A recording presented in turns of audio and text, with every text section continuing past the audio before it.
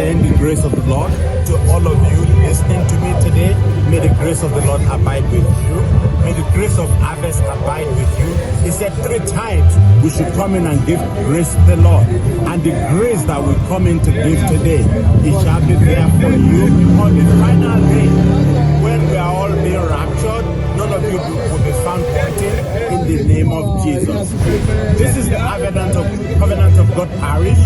We had a fantastic situation here, well attended, and I hope all of you that are watching this, if there's any one of you that has any problems, disappointments, unhappiness, any situation that makes you to fall behind, failure, any miserable situation, the Lord of harvest will keep you better. You will receive the benefits from the Holy Spirit, and the Lord of Lords, the King of Kings, the King of Celestia will ensure that all your difficulties, all your disappointments, all your failures will come to naught today, and it shall be well with you. In the name of the Father, in the name of the Son, and in the name of the Holy Spirit. Welcome to the harvest of the Covenant of God Parish here in Pennsylvania. Hallelujah.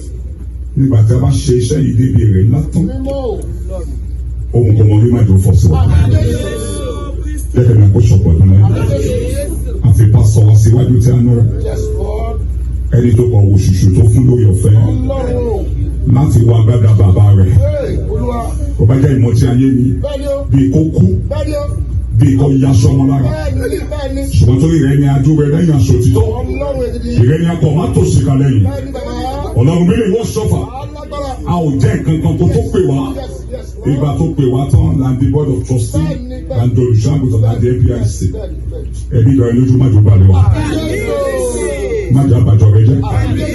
Má jà bàjọ́ rẹ jẹ́. Má jà bàjọ́ rẹ jẹ́. Gbogbo àwọn bàbá tó yí pásítọ̀ ká gbogbo ìwà olè ojú kòkòrò tẹ̀lé kan àwọn kan Olúwa ṣí wọn dànù. Ìṣẹ́ kí àlàáfíà kò wọlé ìjọ yìí kí àlàáfíà kò débẹ̀ nìkan kan wà. Ìrẹ́ Ọlọ́run ọ̀ṣọ́fà lẹ́ǹkan sí mo gbàdúrà iṣẹ́ tó ṣe sílẹ̀ má jò dí ìbàjẹ́. Ṣé wá lọ́kàn dópin ká lè yàn lógo Jésù lọ wa.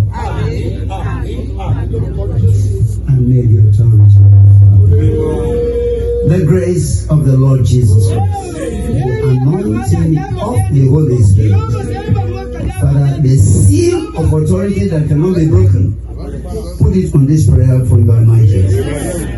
Father, it's not our qualification, it's not our righteousness, it's not our looks, it's not our connection, but from the foundation of times have you designed that will play this role. And because it is your making and anything you do is not subject to spoilation, be our strength, be our comfort, be our anointing. Every authority that will make us say so, and it is like that, as it was in the time of Moses, Joshua. Oh, Elijah, Elisha, Peter, and Paul, and Samuel, Oshova.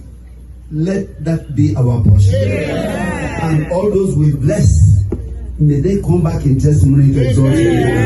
Thank you for praying. Jesus' name we will pray. Amen. Amen. Jesus, seven to praise the Lord together. Hallelujah. Hallelujah. Hallelujah. Hallelujah. Hallelujah. Hallelujah.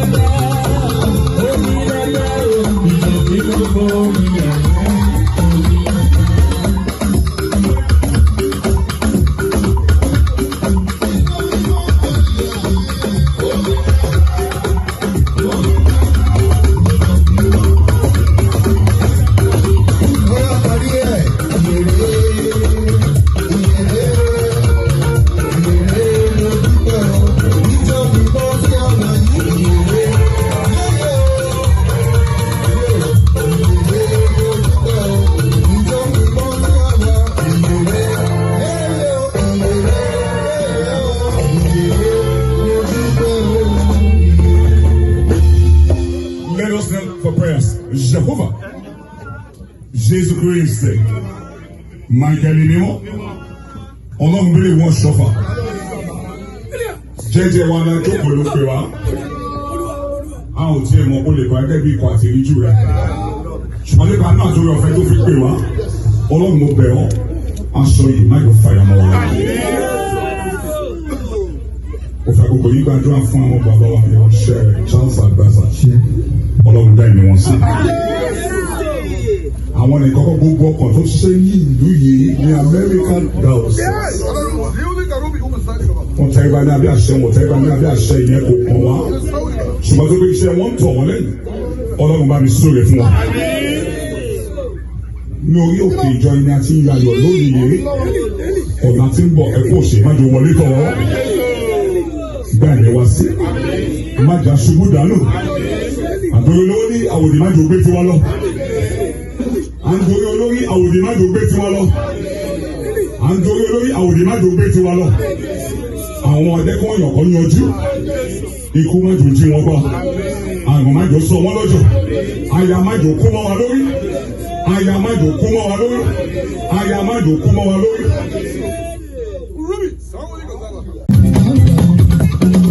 Ọlọ́run tó bí Ọlọ́run bá ayé ò gbọ́ lọ ẹ̀fọ́ ìṣe ìgbé orí ò bá mọ́ ẹ̀fọ́ ìṣe àpótí ìtìsẹ̀ ọ̀rọ̀ tó bí Ọlọ́run bá. Ọlọ́run tó bí.